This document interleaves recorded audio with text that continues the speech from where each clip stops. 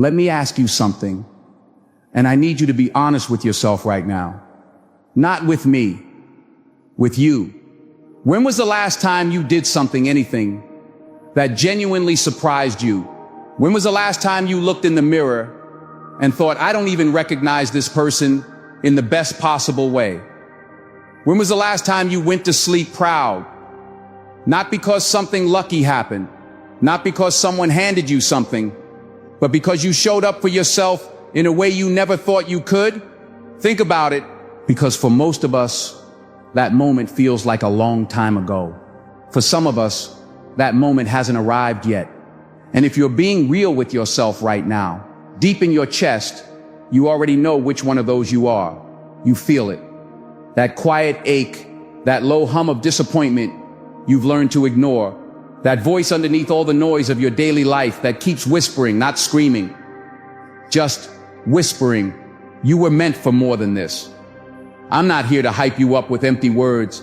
I'm not here to give you a speech that feels incredible for 45 minutes and then evaporates the second you put your phone down. I am here to tell you something that nobody else in your life has had the courage to tell you directly. You are not stuck because life is unfair. You are not stuck because you missed your chance. You are not stuck because you lack talent or connections or the right circumstances. You are stuck because you made a decision quietly, without even realizing it, to stop making decisions. You handed the wheel over, and ever since that moment, life has been happening to you instead of through you. But here's the thing that's going to change everything for you today. 7 days. That's all we're talking about. Not a year, not a decade. 7 days, 168 hours is enough time to completely shatter the version of you that has been playing small and begin building the one you were always supposed to be. And I know what your brain just did. It rolled its eyes. It said, 7 days? Come on. Real change takes years. And that thought, that exact thought, is the very first wall standing between you and the life you keep dreaming about. Because I'm going to show you today that transformation doesn't measure time. Transformation measures decisions. And once you understand that, once that truly lands in your body, and not just your head, you will never see yourself the same way again. But before we get to the blueprint, I need to take you somewhere first. I need to take you to the honest, uncomfortable place that most motivational content skips right past. Because I've noticed something. We love the part where the hero wins. We love the highlights, the comeback, the glow up, but nobody wants to sit with the before. Nobody wants to linger in the dark moment that made the transformation necessary in the first place. So let's sit there for a minute together. There is a man I want you to think about. His name doesn't matter right now. What matters is that from kindergarten all the way through his high school graduation, every single report card, every single teacher, every single year said the exact same thing. He is a very bright young boy, if only he would just settle down and focus. And the thing that broke his heart every single time he read those words, he wanted that. He wanted it more than his teachers wanted it for him. He just couldn't. He sat in those classrooms feeling the weight of words that told him year after year, something is wrong with you. You are not enough, not as you are. And so he did what most people do when the world keeps telling them they're not built right. He stopped trying as hard. He accepted a C, then a C minus, then another one. For years and years and years, he performed exactly at the level the world had decided for him. Not because he was unintelligent, he was brilliant. Not because he lacked potential, he had mountains of it. But because somewhere along the way, he swallowed the story that the gap between who he was and who he wanted to be was simply too wide to cross. Does that feel familiar? Not the specific grades, but the feeling, that creeping acceptance, that slow surrender. The moment you stopped arguing with the ceiling someone else put above your head and started calling it your sky. That's what I want to talk about today. That exact moment. Because that moment, that quiet, undramatic, painfully ordinary moment of giving up is where most people's lives actually change direction. Not in the big catastrophes, not in the obvious failures, in the small surrenders, the snooze buttons, the scrolling, the I'll start Monday, the dreams you stopped speaking out loud because speaking them felt embarrassing, because believing in them felt naive. You know what the cruelest thing is? Most people who are living below their potential don't even know it anymore. They used to know it.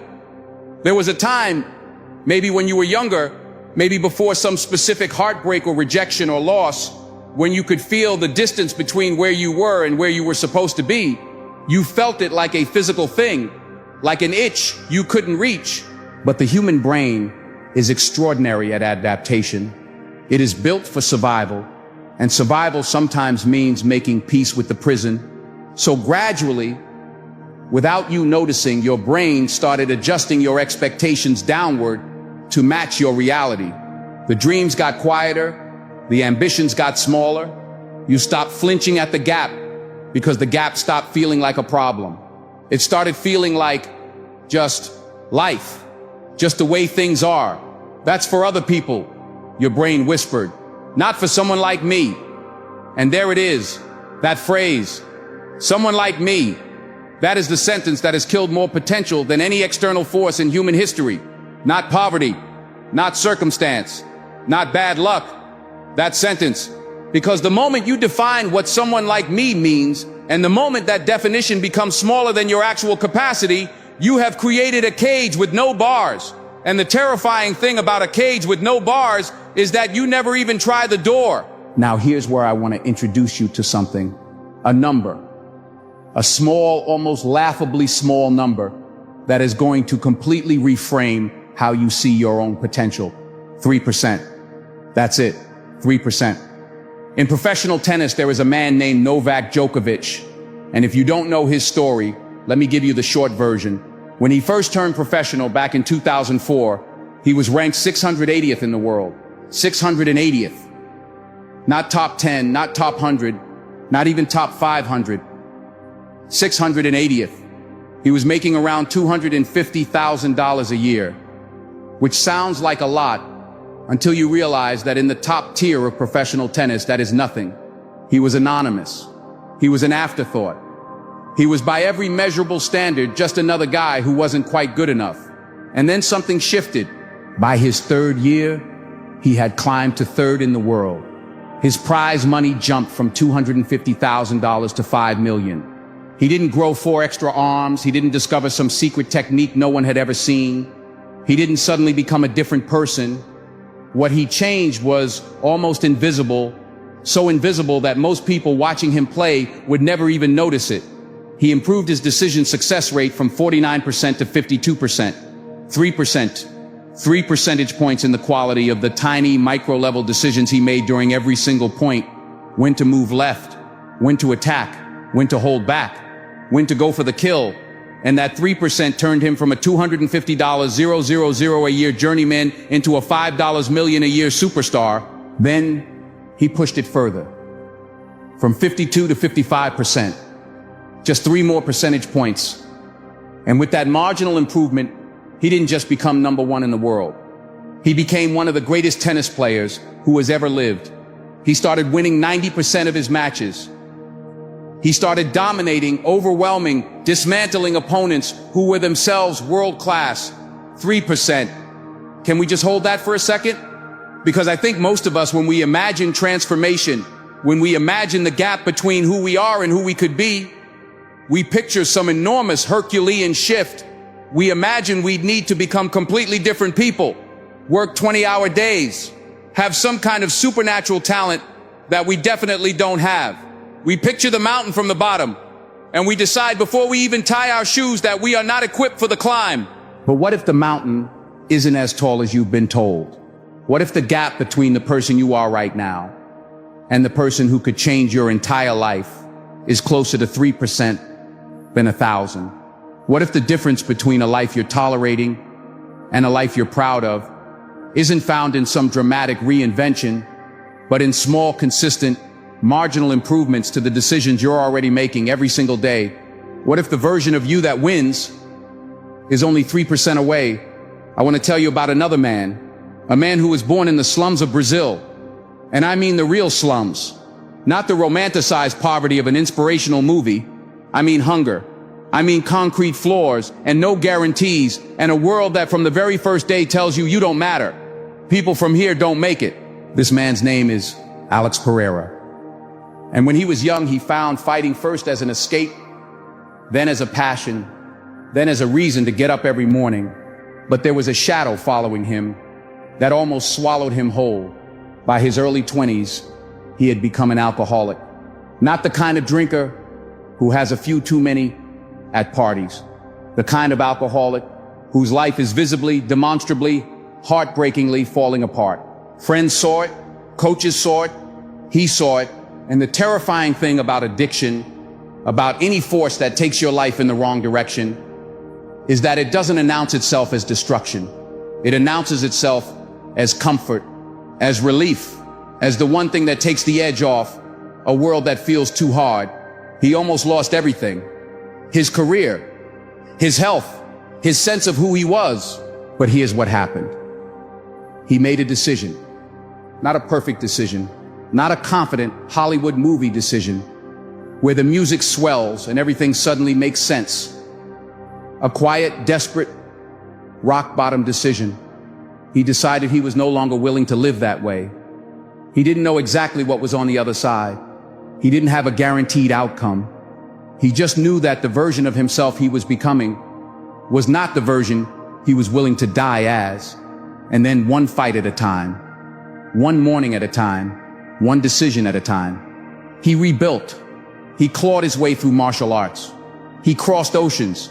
He faced opponents who were supposed to be unbeatable.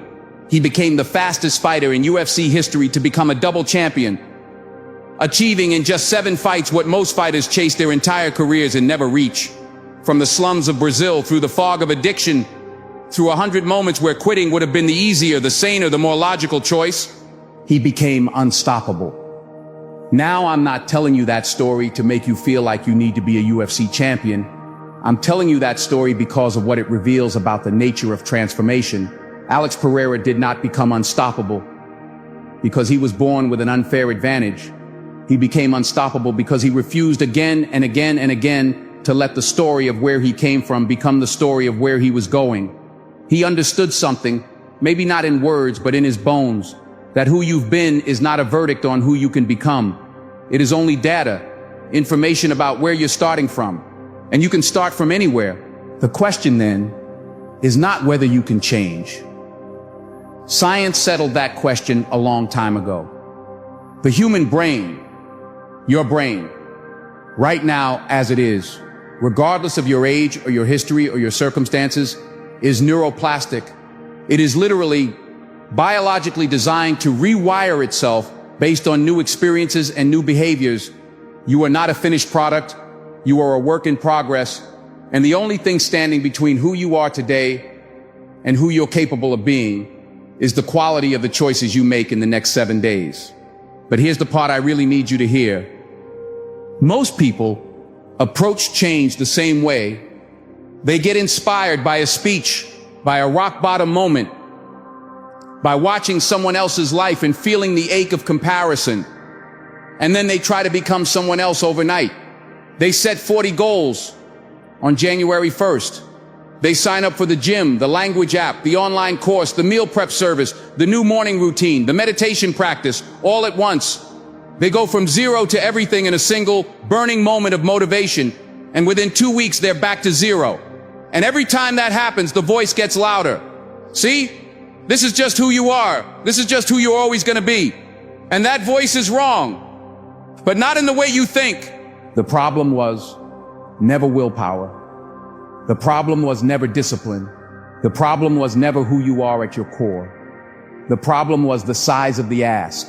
You were trying to leap the entire canyon in one jump, when what actually works, what has always worked for the people who make it, is building a bridge, one plank at a time. Stephen Dunaire was that C- student I told you about earlier, the one whose every teacher said he was bright but couldn't focus.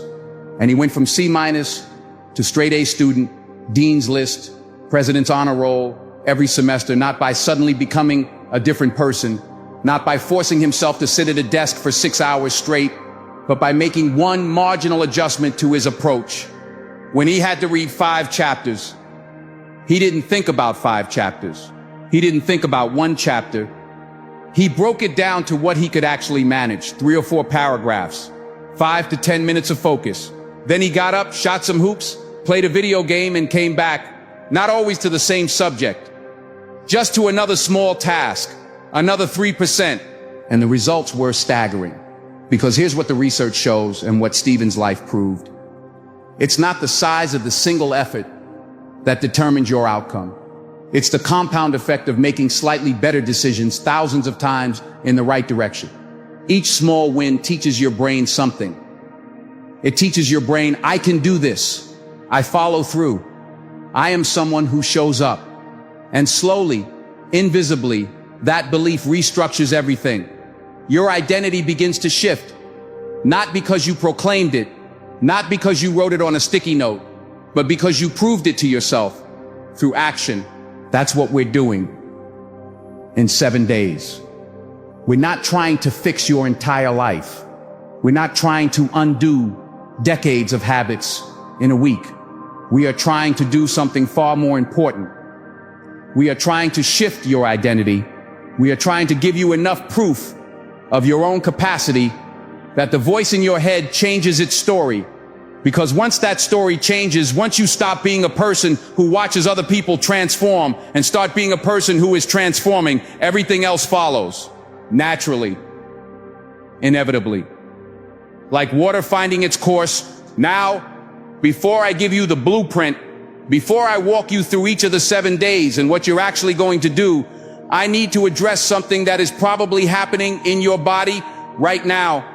Because if you're human and if this is landing the way I hope it's landing, you are probably feeling 2 things simultaneously. The first thing is hope. A little flicker of it. The sense that maybe this is different. Maybe this time something shifts. That feeling is real. Don't dismiss it. That feeling is your deeper self, recognizing the truth of what you're hearing, resonating with it, reaching toward it. But the second thing, and this is the one I need you to be honest about, the second thing is fear. Not the dramatic, visible kind of fear, the quiet kind, the kind that disguises itself as practicality, the kind that says, this sounds good, but I've tried before, the kind that says, what if I commit to this and it doesn't work? What does that say about me? The kind that has learned through years of broken promises to yourself to be very, very cautious about hope. That fear makes sense. It was built to protect you. But I need you to understand something crucial.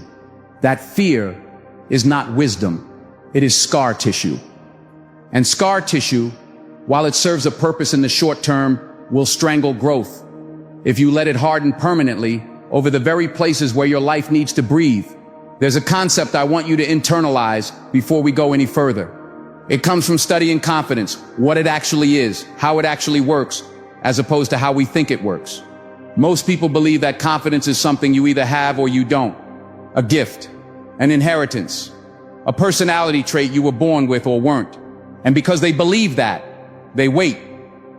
They wait to feel confident before they act. They wait for the fear to go away before they start. They wait for certainty before they commit. But here's the truth that changes everything.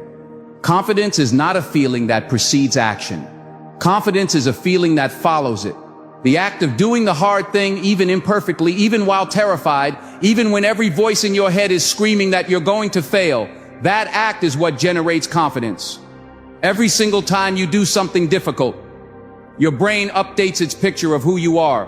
Every time you show up when you didn't want to, when you follow through when quitting was the easier option, when you choose the hard thing over the comfortable thing, your brain takes note. It says, we are this kind of person now. And that is the entire secret. Not talent, not timing, not some lucky break or magical moment of clarity. The only thing standing between where you are and where you want to be is a willingness to act before you feel ready and to keep acting, one small decision at a time, until ready is simply who you are.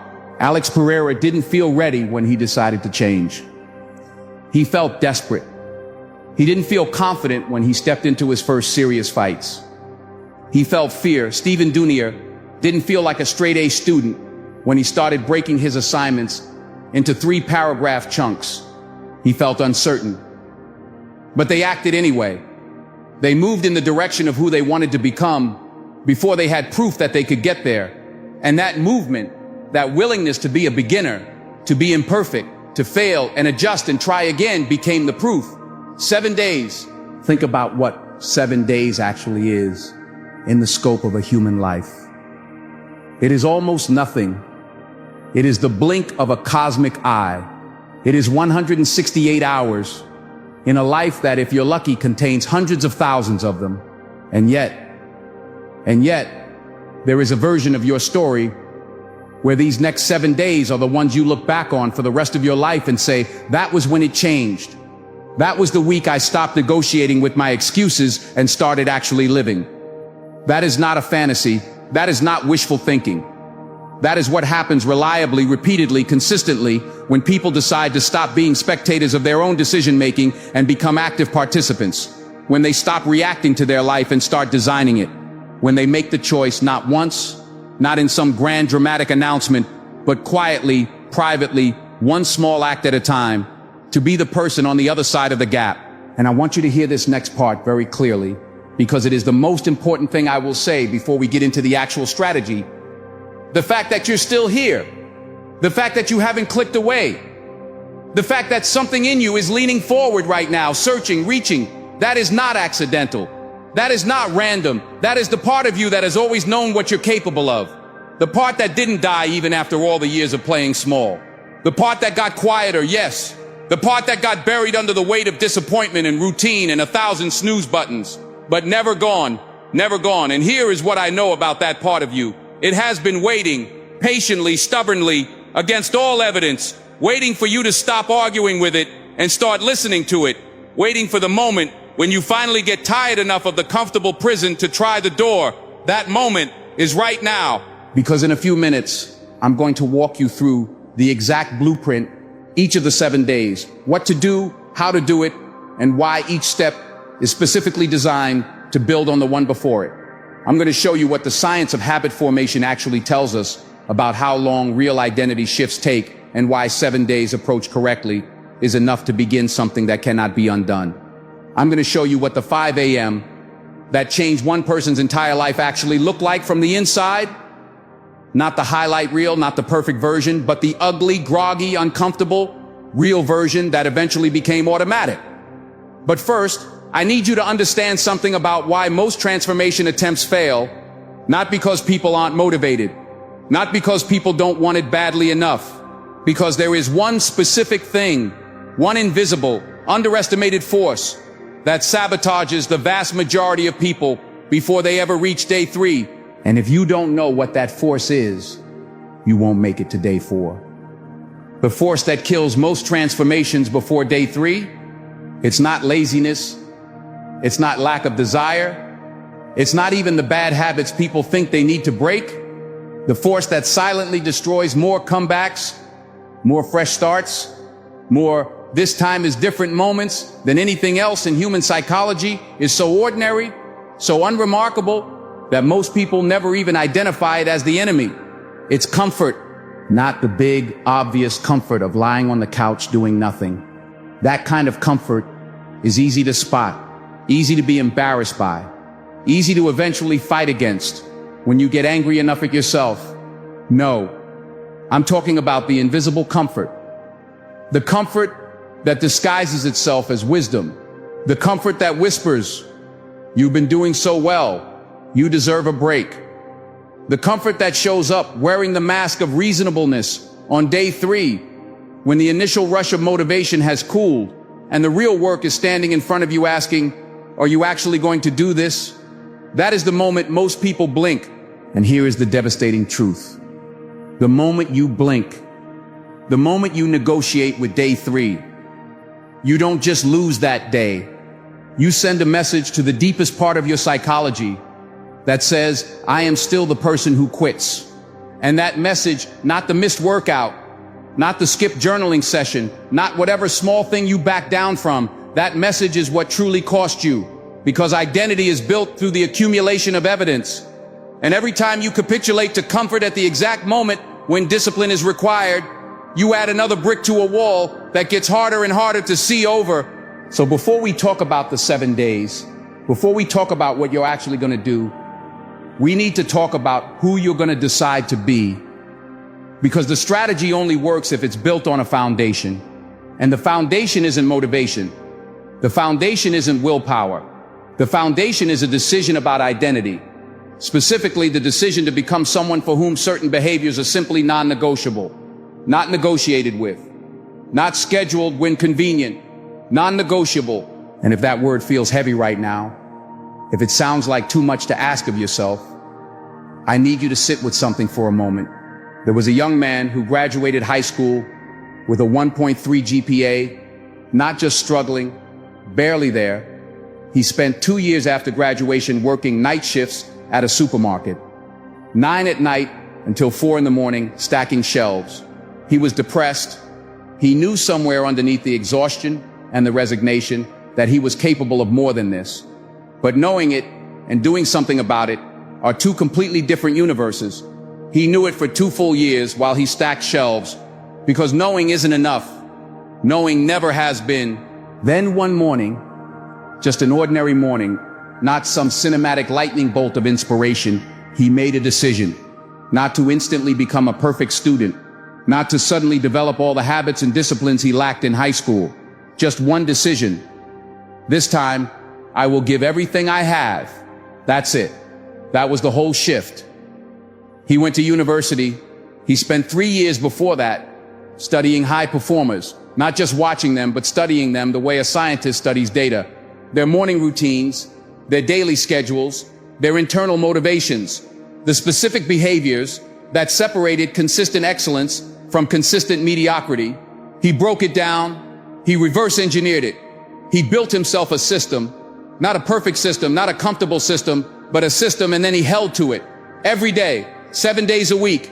He graduated in the top 5% of his class with a 4.0 GPA. The same brain that earned him a 1.3 had, through the application of specific daily habits and a commitment to protecting them like they were sacred, produced results that put him in an entirely different category of human achievement. Same brain, different decisions, different identity. That is what 7 days can begin to build. And now I'm going to show you exactly how. Day 1. And this is where most people make the first and most costly mistake. They try to win the whole war on day 1. They wake up at 5 a.m., hit the gym, meditate for 30 minutes, journal 3 pages, read for an hour, drink a gallon of water, prep their meals, plan their week, and then collapse into bed 12 hours later, feeling like a warrior, and wake up on day 2, feeling like they've been hit by a truck. By day 3, the war mentality has burned them down to ash. And the voice comes back, smooth and confident. See, you can't sustain this. This isn't you. So let me reframe day 1 with a principle that sounds almost offensively simple and yet contains more transformative power than almost anything else you'll hear today. Stop thinking about the mountain. Think about the next right step. That's it. That's the whole principle. And I know part of you wants to dismiss that because it doesn't feel dramatic enough. It doesn't sound like the war cry of someone becoming unstoppable. But here is what decades of behavioral science and the lived experiences of the people who actually made it, not the ones who tried hardest for 2 weeks and burned out, but the ones who genuinely, permanently changed their lives, confirms over and over again, transformation is not a sprint. It is an infinite series of tiny, correct decisions made one after another, compounding over time into something that eventually looks from the outside like an overnight miracle, but from the inside, it always looks like just the next step. Stephen Dunier, the man who went from that C- student who couldn't focus for 10 minutes to a straight A Dean's List scholar, hedge fund manager, Guinness World Record holder, and helicopter pilot. He never tried to do everything at once. When he wanted to learn German, he didn't enroll in an immersive 6-month course and rearrange his entire life. He had 90 minutes a day that he was already spending walking to work, listening to music, He made one change, one marginal adjustment. He replaced the music with language tapes. That was it. One small thing. 10 months later, he was speaking German to Germans in Berlin while his children stood there, slack-jawed, unable to believe what they were watching. One stitch at a time. That's not a metaphor. That's literally how Stephen eventually created the world's largest crocheted granny square. 2 years, 7 months, 17 days, one stitch at a time, through board meetings and trading floors and airplane cabins and hospital waiting rooms, until 500,000 stitches became a Guinness World Record and a national news story. One stitch at a time. So on day one, you are not trying to build the cathedral. You are choosing the site. You are digging the first inch of the foundation. You are making one real decision about the first hour of your day. And you are protecting that hour like your future depends on it. Because it does. Here is what the first hour of your day actually does to you, whether you're paying attention or not. Your brain wakes up in a uniquely vulnerable and uniquely powerful state. The first input it receives sets the neurochemical tone for everything that follows. This is not poetry. This is literal physiology. The moment your eyes open, your brain begins calibrating. Am I in a state of urgency or ease? Am I reacting to the world or am I directing my attention? Am I in survival mode or in growth mode? Most people, without realizing it, answer that question before they've even sat up in bed.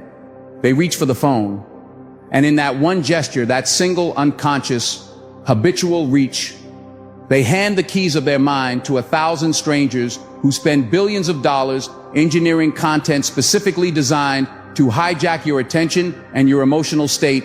By the time you put the phone down, 15 minutes or 40 minutes or an hour later, you are not refreshed. You are reactive. You are distracted.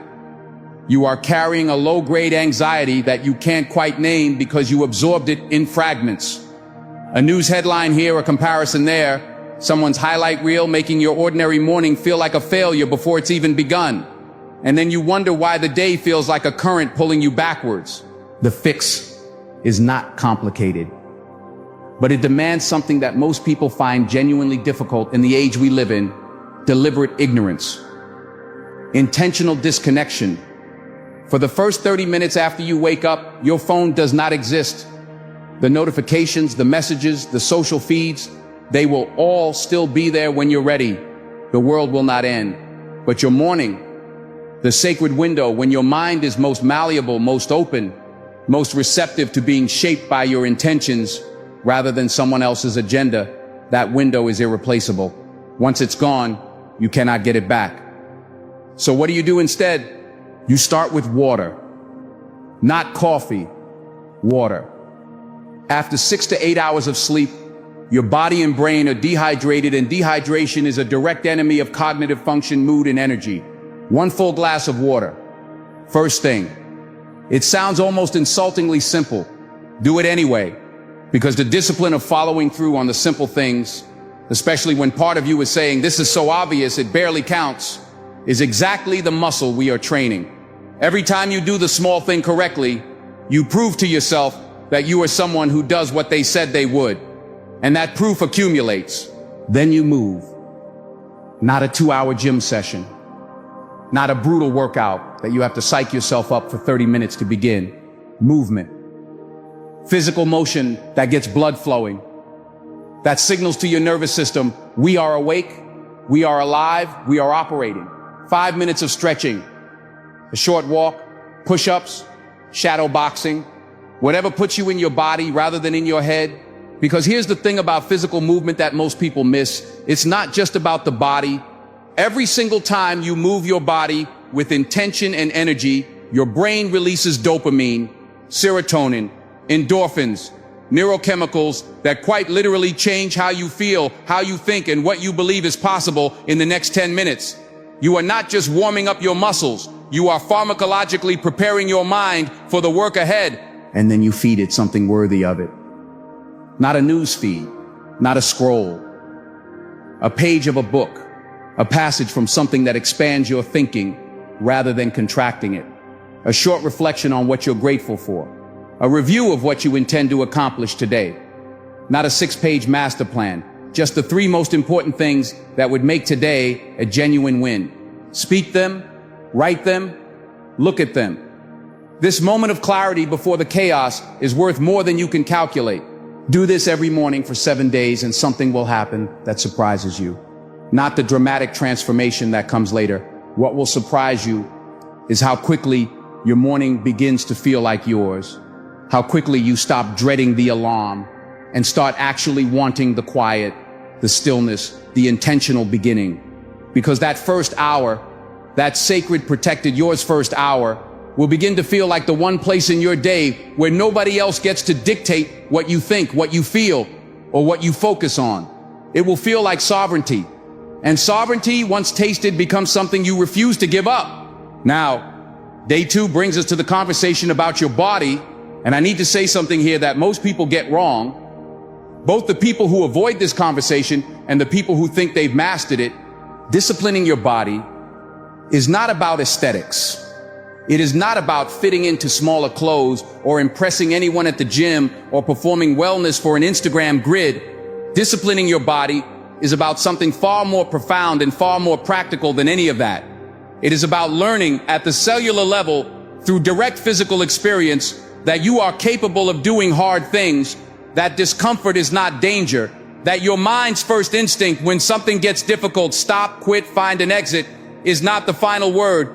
Think about what happens in your body when you're pushing through the last few repetitions of something difficult.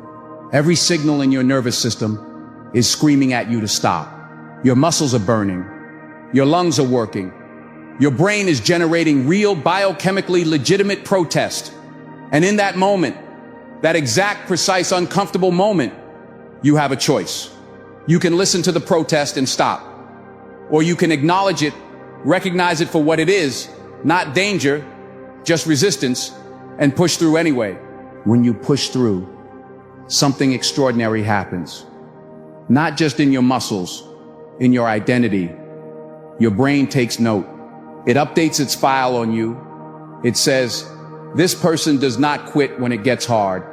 And that update, that tiny invisible rewrite of your own self-concept, begins to apply itself across every other domain of your life, in your work, in your relationships, in the moments of social or professional difficulty where the easiest thing would be to back down. You have trained your nervous system through physical repetition to associate discomfort with growth rather than with threat. And once that association is made, you become genuinely harder to stop. Alex Pereira understood this in a way that goes beyond sport. The man came from a place where comfort was not an option, where the daily reality of his circumstances demanded a toughness that most people will never be tested by. And then when addiction tried to strip away even the strength he'd earned, he rebuilt, one training session at a time, one day of sobriety at a time, one fight at a time. His stoic nature, his refusal to panic in the moments when his opponents had him hurt, his ability to absorb punishment and come back stronger. These qualities were not gifts he was born with. They were built, forged, through thousands of mornings when he showed up to train, whether he felt like it or not, through the discipline of choosing the hard thing before comfort had a chance to make its argument. And here is the lesson that translates directly into your life. You don't need to fight UFC champions to build this quality. You just need to do hard things on purpose. Every single day, walk when you want to sit, stand when you want to slouch, finish the set, go the extra distance, wake up before it feels reasonable. Because each time you choose the harder option, each time you vote through action for the version of yourself that doesn't quit, you are building a body of evidence that will eventually overwrite every limiting story you've ever told about yourself. Your body is the proving ground, not for anyone else, for you. Day 3 is where we talk about the mind, and specifically about the invisible war that is happening inside your skull every single day that you are probably not fully aware of. Here is the situation. Right now, at this moment, your mind is a battleground. On one side are the thoughts, stories, and neural pathways you have built up over years of living a certain way, the habitual self-talk, the familiar doubts, The comfortable narratives about what you're capable of and what is or isn't possible for someone like you. These pathways are deep, they are fast, they fire automatically without invitation, like a well-worn road that your mental traffic takes out of pure habit. On the other side is the truth of what you actually are, which is a neuroplastic, adaptive, genuinely remarkable biological system that is designed to change, grow, and rewire itself in response to new experiences and new choices. Your brain does not care about your old stories. It cares about the evidence you're currently providing. The problem is that the old pathways are louder.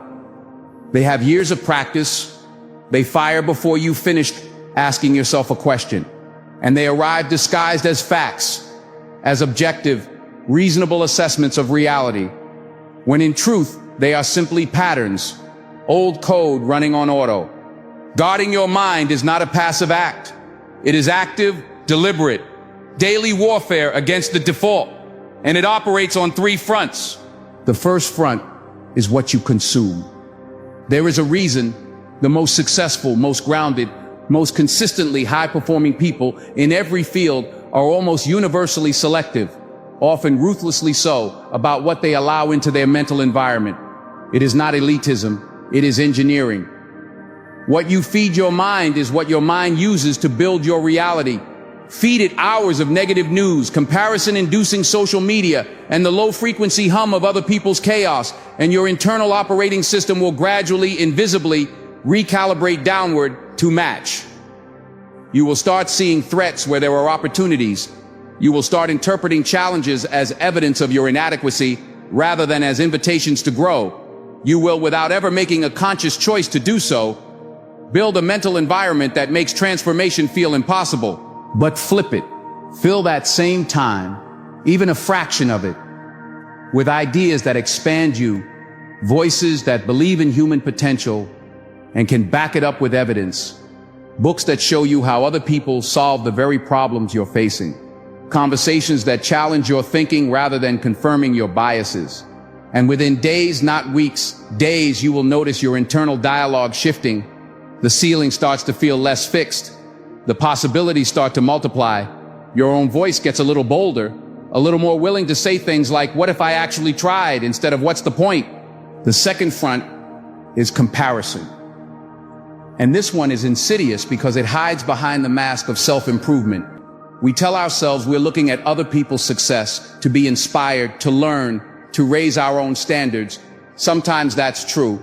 But if you're honest, really honest, you know the difference between the kind of comparison that lifts you and the kind that quietly hollows you out, the kind that makes you feel like you're always starting from behind, the kind that turns someone else's chapter 20 into evidence that your chapter 1 is a failure. That kind of comparison is not inspiration. It is a slow poison. And the antidote is redirection. Redirect your attention from what other people are building to what you are building.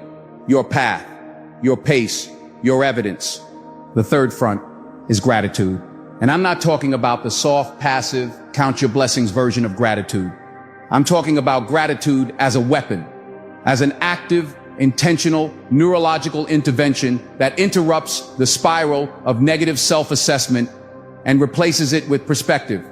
There is research on this. A 2014 study from McGill University confirmed what we already know intuitively. Our brains are wired to seek and amplify negative information. It is a survival mechanism inherited from ancestors who needed to prioritize threats over opportunities. But we are not living in that world anymore. We are living in a world where the greatest threat to our potential is not a predator. It is the unchecked negativity bias that keeps us focused on what's wrong, what's missing, and what's failing, while the evidence of what's working, what's growing, and what's possible sits quietly unacknowledged. Gratitude interrupts that pattern. Physically, neurochemically, it is almost impossible to feel genuinely grateful and genuinely hopeless at the same time. The practice of finding deliberately every single day something real and specific to be grateful for does not ignore the difficulty of your life. It balances the ledger. It reminds your nervous system that the evidence is not only negative, and in doing so, it creates just enough psychological space for the next right action to feel possible. Day 4. This is where the blueprint gets concrete. This is where we stop talking about mindset, which matters enormously, but can also become a very comfortable place to live without ever actually doing anything. And we start talking about what you're actually going to do with your hours. The high performers who were studied don't just have good intentions.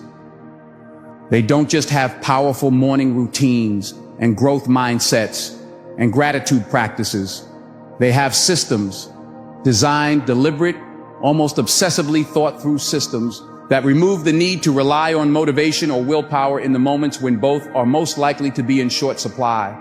Here's the foundational truth about human willpower that most people learn the hard way. It is a finite resource. It depletes over the course of a day like a battery. Every decision you make, even a trivial one, even a decision about what to eat for lunch or whether to answer a particular email, draws down from the same reservoir. This is called decision fatigue, and it is the silent killer of evening productivity, of late-day discipline, of all the commitments you make at 7 a.m. that collapse by 7 p.m. because there simply isn't enough willpower left to honor them. The solution is not to find more willpower. The solution is to need less of it. And you do that through two things: routine and environment design. Routine means that the most important behaviors of your day are not decisions at all. They are just what happens. You don't decide in the morning whether to exercise, you exercise because exercise is part of the morning, the same way breathing is part of the morning. You don't negotiate with yourself each evening about whether to review your priorities for tomorrow. You review them because that is simply what you do before you sleep. When the behavior is non-negotiable, you don't spend cognitive resources on it. Those resources are freed up for the things that actually require them. The hard creative work, the difficult conversations, the problems that need your full, uncompromised intelligence. Environment design means engineering your physical surroundings to make the right choices easy and the wrong ones hard. Stephen Dunier understood this intuitively. When he wanted to learn German, he didn't try to resist the temptation of his music through sheer willpower every single commute. He deleted the music, removed the option, left himself with one choice: the language tapes. That's not weakness, that's intelligence. That's understanding that the human brain, given the option between discomfort and comfort, will almost always choose comfort in the short term. So the answer is not to battle that impulse with heroic daily effort. The answer is to design circumstances where the comfortable choice is the productive choice. Make your phone boring. Put the apps that steal your time in a folder called Whatever Embarrasses You Enough to pause before opening it. Keep your workout clothes on the floor beside your bed, so the first thing you step on in the morning is a physical reminder that you have somewhere to be. Leave the book you're reading on your pillow. Keep the junk food out of the house, not because you're punishing yourself, but because the best time to resist a temptation is before it's in front of you. Set your environment up to serve the version of you that you want to be, not the version of you that's easiest to be at 10 p.m. when you're tired and your willpower battery is running on fumes. Day 5 introduces the concept that separates people who work hard from people who work smart. And I want to be very clear that I am not using that phrase to suggest you should look for shortcuts. There are no shortcuts worth taking. But there is a difference between the kind of effort that accumulates into something real and the kind of effort that spins its wheels convincingly but never quite gets traction. That difference is focus. Specifically, deep, uninterrupted, single-pointed focus, what psychologists call flow state. The complete absorption in a task where time distorts, the self disappears, and every action flows from the one before it with a fluency that feels almost effortless. Almost, but not quite, because the real work is still real work. The difference is that in flow, the cognitive cost of that work is dramatically lower, and the output is dramatically higher. You get more done in 2 hours of genuine flow than in an entire scattered day of half attention divided among 15 tabs. Here's what the research on high performers reveals about how they access this state consistently. While most people experience it only by accident, they use triggers. Specific, repeated, deliberate pre-work rituals that train the brain through classical conditioning. The same mechanism Pavlov used with his famous dogs to shift into focus mode automatically at the appropriate cue. Same chair, Same time, same playlist, instrumental, no lyrics, which research consistently shows minimizes distraction compared to music with words. Same ritual, clear the desk, close the irrelevant tabs, set the timer, put on headphones and begin. Do this enough times in sequence and your brain stops requiring motivation to work. It simply responds to the cue. The way your mouth waters before you take a bite, your brain starts to focus before you've done anything requiring focus.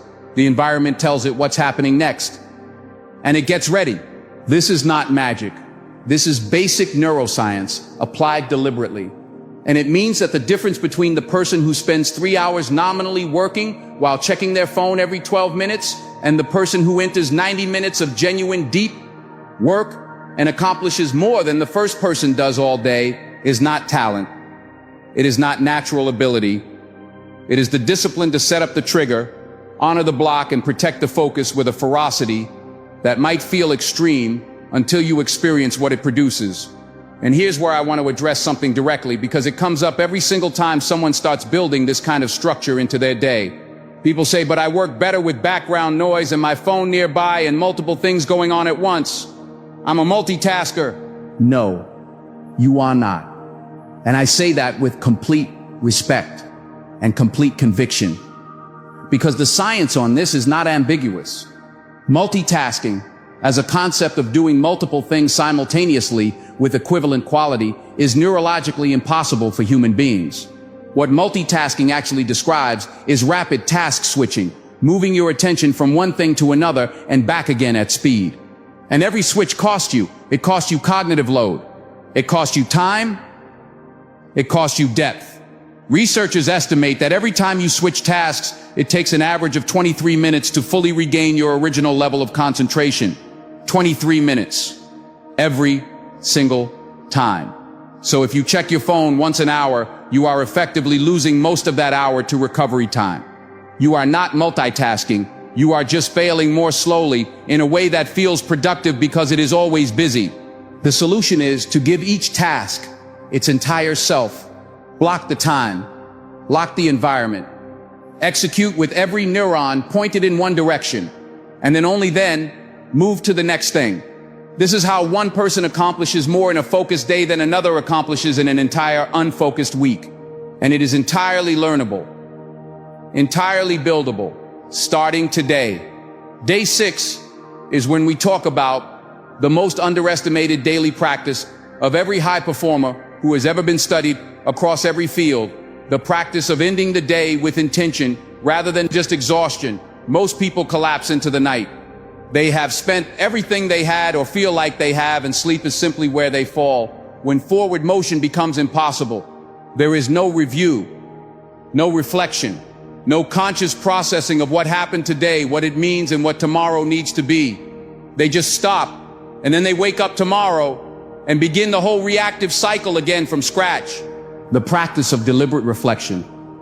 10 to 15 minutes at the end of each day, structured and consistent, is not a luxury for people who have extra time. It is the mechanism through which ordinary effort transforms into extraordinary learning. Without it, you make the same mistakes repeatedly with declining awareness because you never pause long enough to see the pattern. With it, your entire improvement curve steepens. You begin to course correct in real time. Mistakes become data rather than defeats. The day ceases to be something that happened to you and becomes something you can actually evaluate. And improvement requires evaluation. Growth without feedback is just activity. 3 questions. That's all it takes. What went well today and why? What didn't work and what would I do differently? What does tomorrow need from me to be a genuine win? Write them down. Not in your head on paper. Because the act of writing forces a level of clarity that thinking alone rarely achieves. When you write, you cannot be vague. The pen demands specificity, and specificity is where growth actually lives. Not in the general sense that today was okay or tomorrow I'll do better, but in the precise identification of the one moment when you chose the distraction over the work, the one conversation where you reacted instead of responded, the one specific thing that, if done differently tomorrow, will compound quietly into something significant by day 7. And before you sleep, plan tomorrow. Not a manifesto, 3 priorities. The 3 things that, if completed, would make tomorrow objectively a successful day, regardless of anything else that happens. 3. Because 3 is achievable. 3 keeps you from the paralysis of an overwhelming list. 3 forces you to make the choice that a to-do list of 40 items lets you avoid. What actually matters most?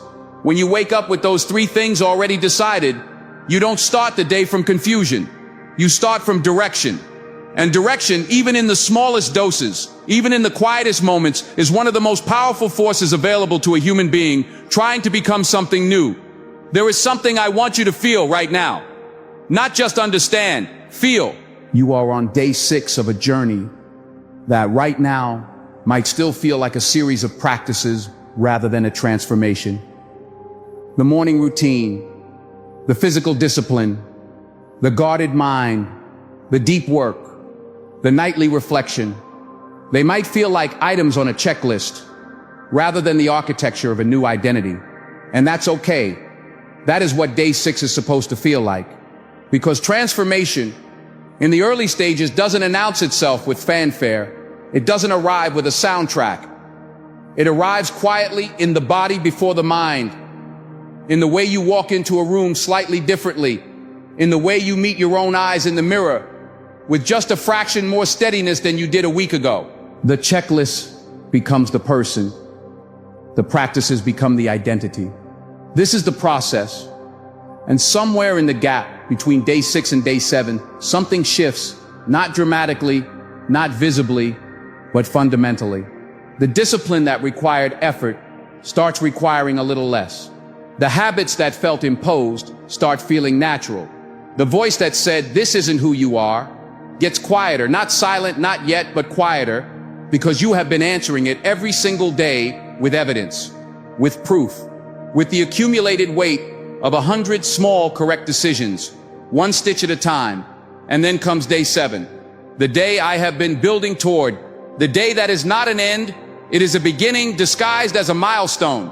The day when everything you have built in 6 days comes together in a way that will either consolidate this identity permanently or reveal the one thing still standing between you and the person you are trying to become.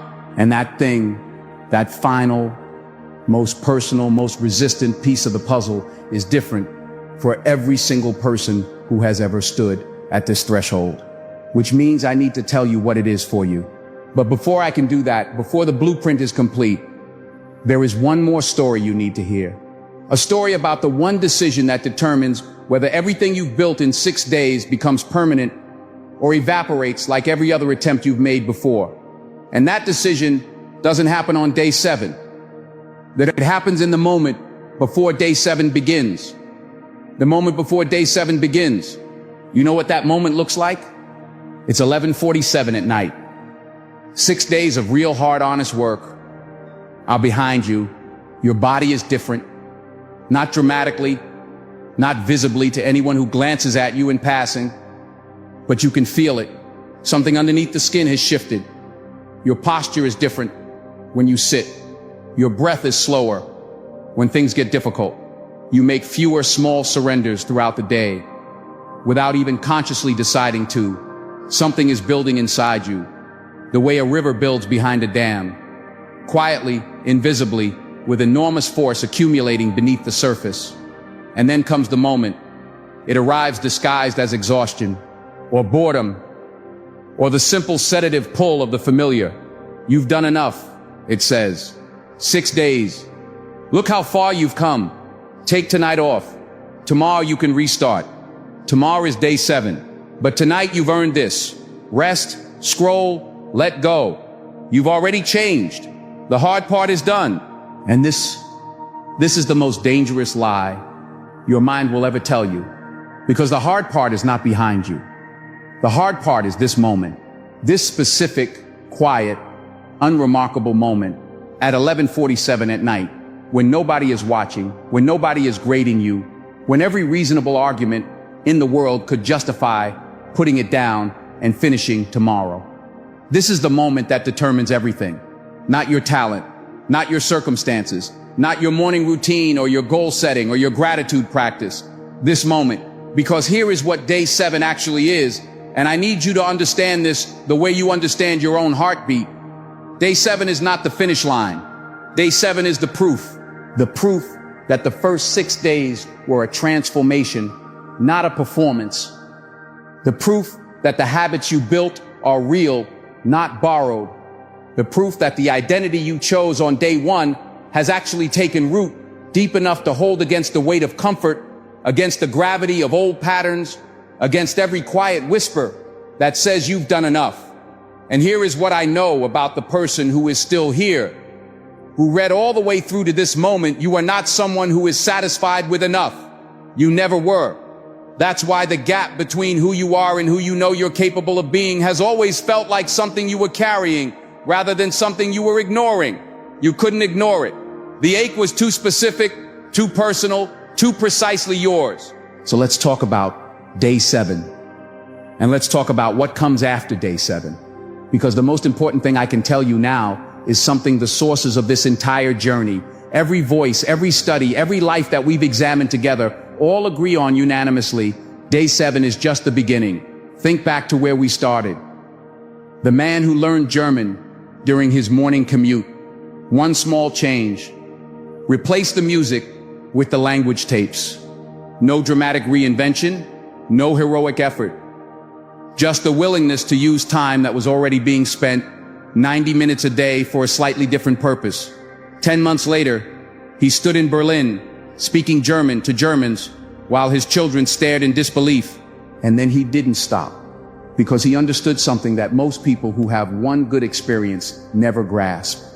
The method works on everything, not because of magic, because of math, because of the compounding, accumulating, relentless arithmetic of showing up.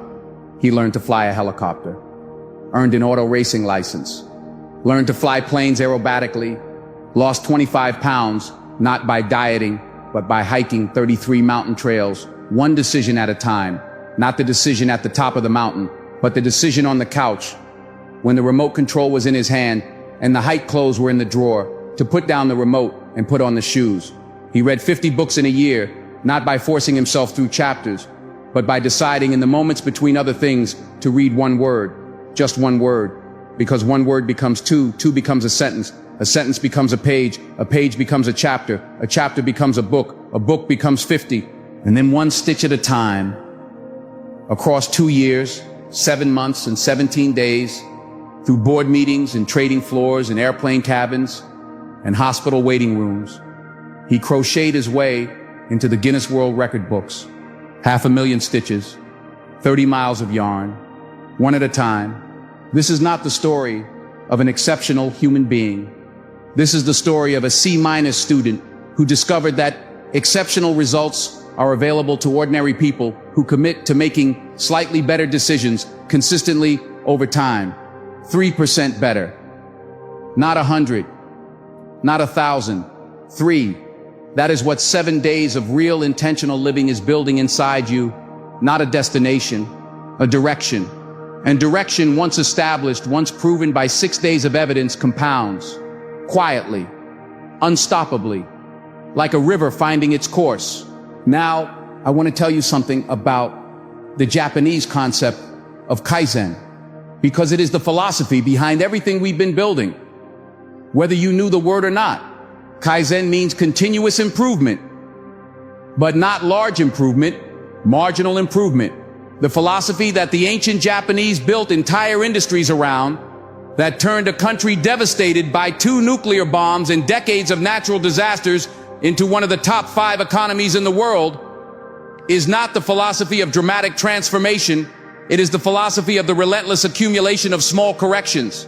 Every single day you find the one thing that could be 1% better and you make it 1% better. And then you do it again tomorrow and the day after. The compound math of that is almost impossible to believe until you see it. If you improve by just 1% every single day for a year, you are not 37% better at the end. You are 37 times better. The mathematics of compounding doesn't add, it multiplies. It snowballs. It turns the smallest consistent effort into something that viewed from the outside looks like an overnight miracle.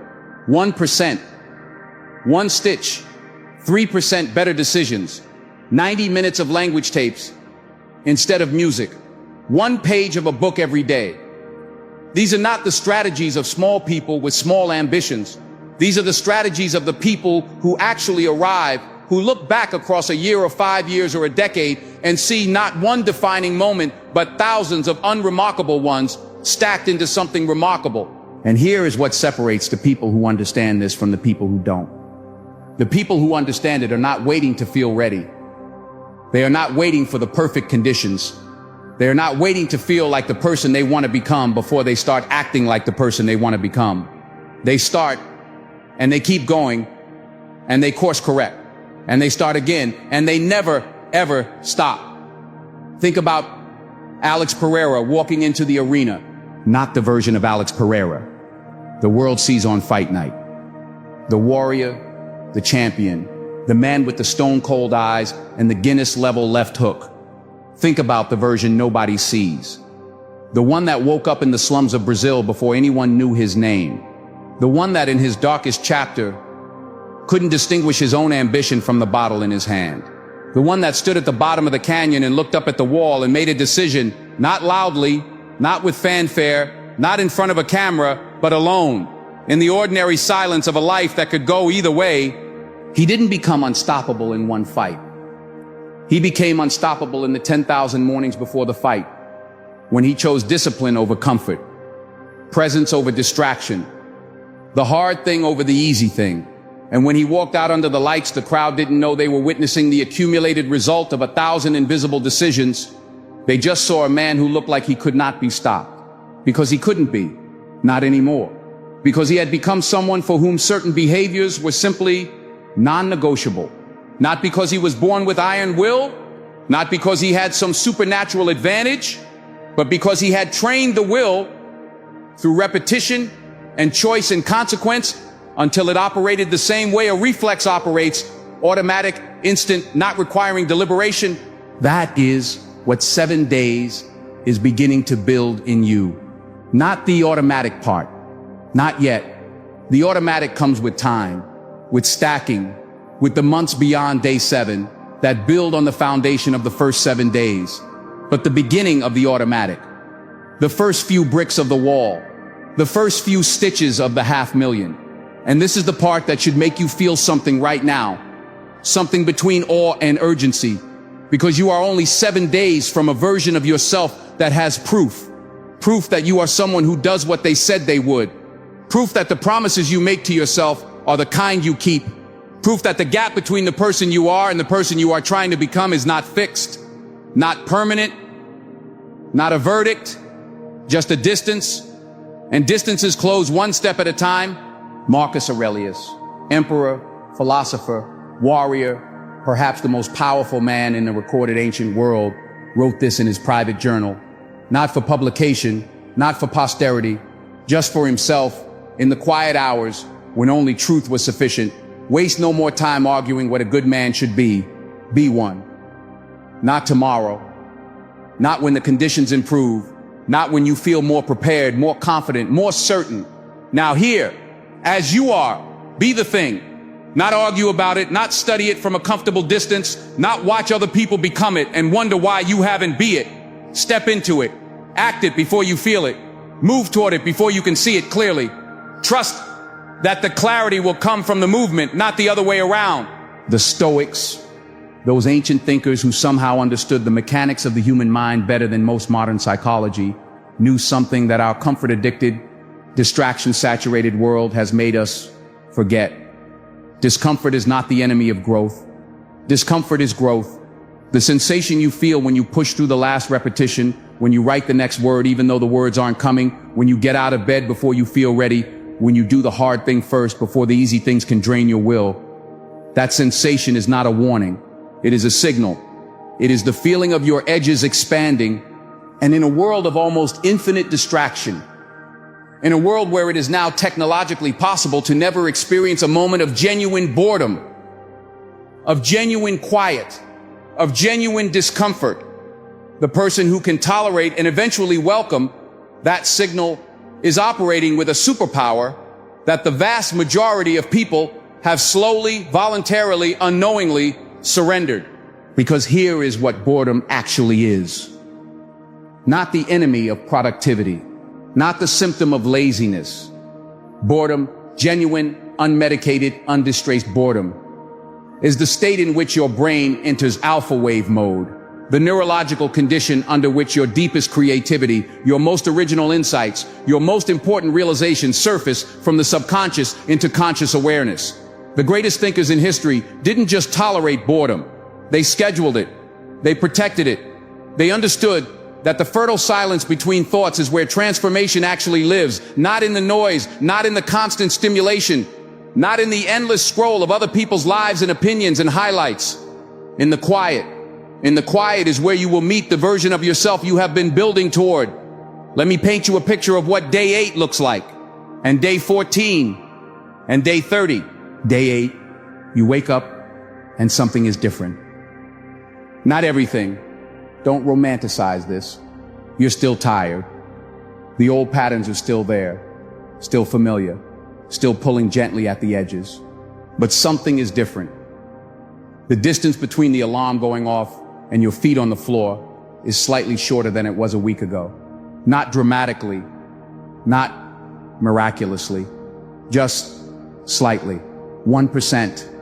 And you notice it and you think, I did that. That's me. Day 14, the morning routine that required conscious effort at the beginning now requires less. Not none, not yet, but less. Your brain has started building the pathway. The ruts are getting deeper in the direction you want to go and slightly shallower in the direction you were trying to leave. You read your goals in the morning, not because you have to force yourself, but because you genuinely want the reminder, the alignment, the daily renewal of your own direction. Day 30, you look at yourself in the mirror and something has changed in the way you hold your eyes. There is a steadiness there that wasn't there before. Not arrogance, not performance, just a quiet, grounded certainty of someone who has been keeping promises to themselves for a month, who has built a body of evidence strong enough to revise the story they carry about who they are. You are no longer trying to be disciplined. You are disciplined, not completely, not perfectly, not without struggle, but essentially, fundamentally, at the level of identity. It is part of how you understand yourself now. An identity, once it shifts, does not easily shift back.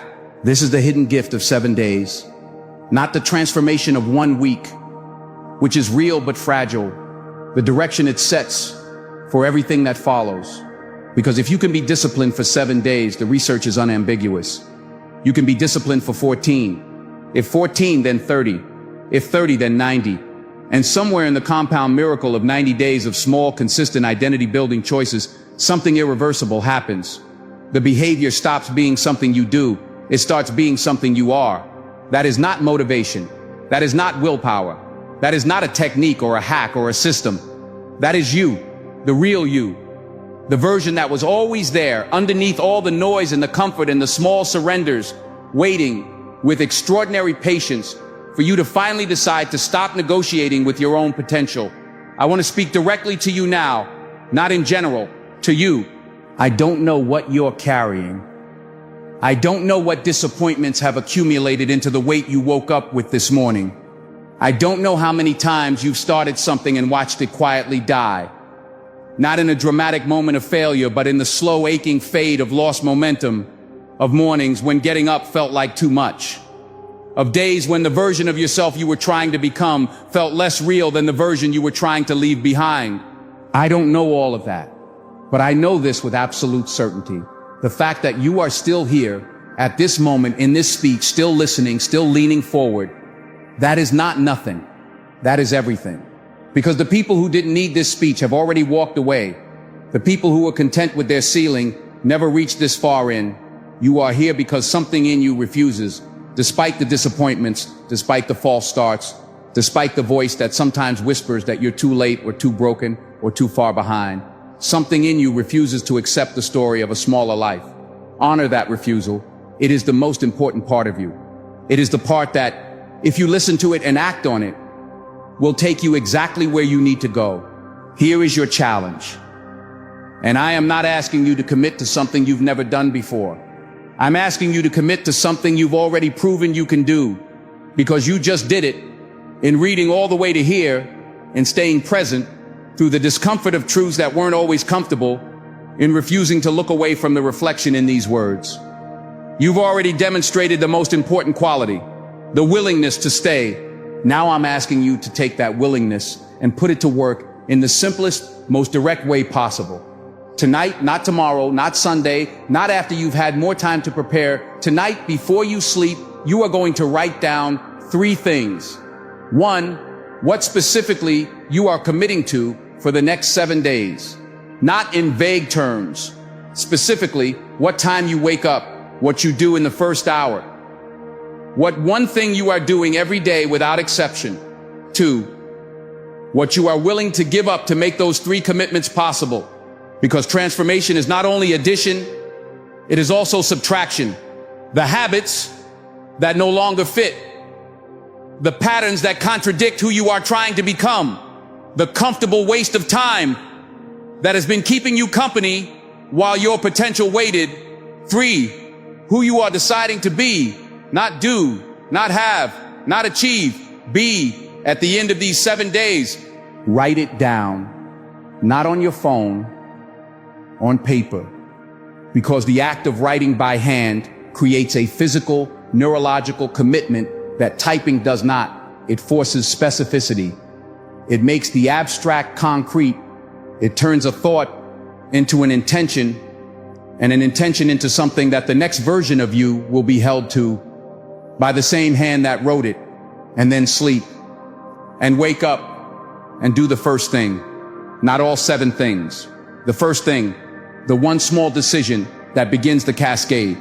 Put your feet on the floor, drink the water, move the body. One thing, the first thing, because here is the secret that all the research, all the stories, all the philosophies we've examined in this journey converge upon. Transformation does not begin with mastery. It begins with the first act, the first word of the 50-book year, the first stitch of the 500,000, the first step away from the couch and toward the trailhead, the first moment of German absorbed on a London commute, the first morning that a C- student in college decided to stop being a spectator of his own decisions. Every unstoppable person you have ever admired started exactly where you are right now, at the beginning, uncertain, imperfect, in possession of the one thing that was required, not talent, not resources, not perfect circumstances, a decision, just a decision. I want to leave you with something that Marcus Aurelius wrote in the privacy of his most personal thoughts. And remember, this was the most powerful man in the world, writing not for legacy, but for himself alone. In the honest dark of a night when no one was watching and nothing was required of him but truth, you have power over your mind, not outside events. Realize this, and you will find strength, not motivation, strength. The kind that doesn't disappear when the feeling fades. The kind that doesn't require an audience. The kind that builds quietly in the space between who you were and who you are becoming. In the moments nobody claps for. In the mornings nobody witnesses. In the decisions that leave no trace except in the slow, inevitable architecture of a life that looks from the outside like destiny and is, from the inside, 1,000 ordinary choices made in the right direction. You have been told throughout this journey that 3% is the difference between who you are and who you could be. You have been shown that a C- student becomes a Dean's List scholar through marginal adjustment, that a man raised in the slums of Brazil becomes an unstoppable champion through the accumulation of invisible choices, that a person who couldn't focus for 10 minutes builds a Guinness World Record one stitch at a time, that J.K. Rowling was rejected 12 times before the world knew her name, that Djokovic dominates with 3 percentage points, that a single correct decision, made daily, compounding quietly, becomes something the world calls genius and luck and talent when it is none of those things. It is you, showing up again and again, when it is hard, when it is boring, when the motivation is gone, and all that remains is the decision. Here is what I know about the person on the other side of these 7 days. They walk into rooms slightly differently, not loudly. They are not performing confidence for an audience. But there is something in the quality of their attention, something in the way they don't reach for the phone the moment they feel uncomfortable, something in the way they meet difficulty with steadiness rather than with panic, something in the way they look at a problem and see a decision rather than an obstacle. They have stopped asking the world for permission to become who they already are. They have started instead providing the world with evidence, and the world, which is an extraordinary mirror, reflects that evidence back. Opportunities that were always there become visible. Relationships deepen because the quality of presence changes. Work elevates because focus, practiced daily, becomes the natural state. Health improves because the body, treated as a partner rather than a storage unit, responds with energy and clarity, and the specific kind of physical confidence that comes from knowing you honor the vessel you live in. None of this happens on day 8. None of it arrives in a single morning, but all of it, every single inch of it, begins with the decision you make tonight, before you close your eyes, before tomorrow becomes today. This is your moment. Not someday, not when the circumstances align, not when you feel ready, because ready is built. It is not found. Not when fear leaves, because fear is a passenger. It does not determine direction. Not when the perfect version of your life is in view, because the perfect version is built from the imperfect moments you showed up for anyway. Now, this moment, the one you're in, right now, with all of its imperfection and uncertainty and accumulated history of smaller choices, this is the only moment transformation has ever been available in. Not yesterday, which is unchangeable, not tomorrow, which is hypothetical. Now, 7 days, 168 hours, 10,000 small, correct decisions, stacking silently into the identity of someone who does not stop. Someone for whom the question is no longer, can I do this, but what is the practice now? Because the practice is the answer. The practice is the destination. The practice is who you are. You have everything you need. You have always had everything you need. What you have been missing, what this speech, this journey, these 7 days are designed to give you is not information. You had the information, not inspiration. The inspiration comes and goes and has never been sufficient on its own. What you have been missing is urgency. The understanding that this moment, this exact moment, is the only one available. That the life you want is not waiting patiently for you to feel ready. That the version of yourself you are trying to become is being built right now, whether deliberately or by default. That every day you wake up and choose the old pattern over the new one, the default over the decision, the comfort over the growth. You are building something, just not what you want to build. So build deliberately, build with intention, build the way every person we've examined built. One small, correct, imperfect, courageous act at a time, in the quiet when nobody is watching, in the moments that don't feel like they matter, that compound into the moments that define everything. The world has seen the version of you that plays small, that waits, that almost, that one day, that someday, that version has had its turn. This is not its turn anymore. This is yours. So go tonight, paper, pen, 3 things. And in the morning, when the alarm sounds and the old voice rises, and it will rise, because it always does, answer it not with argument, not with willpower, not with the desperate energy of someone trying to outrun their own history. Answer it with a single, quiet, revolutionary act. Get up, because the person who gets up, who puts their feet on the floor before they're ready, who drinks the water before they feel like it, who chooses the hard thing before the easy thing has a chance to make its argument, that person does not just change their morning, they change their life. And then they change it again the next morning, and the morning after that, until one day, not with fanfare, not with announcement, not with a dramatic moment that the movies promised, but reality never delivers, they simply are the person they decided to become, no longer trying, no longer becoming, already arrived. And on that day, they will look back at this moment, this exact, ordinary, unremarkable moment, and they will know this was when it started. Now go start.